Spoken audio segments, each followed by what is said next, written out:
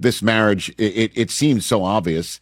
And sometimes it's rare that the obvious actually happens in the NFL. Like the fit was obvious to all of us from the beginning, right? Like I think was what you're referencing there. Sure, and, yeah.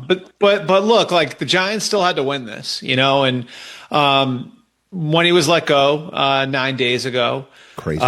He heard from almost all the teams, like all the teams that had openings, and then a couple other teams on top of that. He launched himself into research mode. And from what I understand, he has been so thorough and so diligent. He was talking to the teams over the course of the last week and trying to fact find. And he did, quarterback study on each of the teams. And, he got to the point where he was looking at Dante Moore and Fernando Mendoza when he's considering the Raiders. More or less, the Browns and Cardinals were eliminated. The Raiders actually was an interesting one. I heard he didn't want to go there because it's his brother's division, Yes, sir. And I don't know if that was exactly what he was looking for, nothing against the Raiders. And so then it was, the four teams that were sort of left. The plan had been to go to the Giants yesterday, meet with the Titans today, and then, be with the Falcons either Friday or Saturday.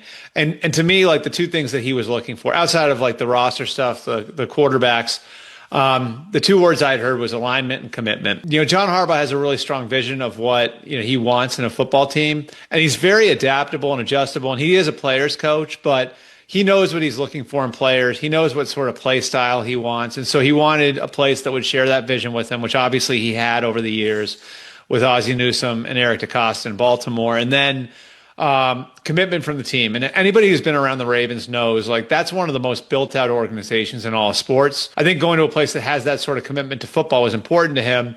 And this is just me guessing, right?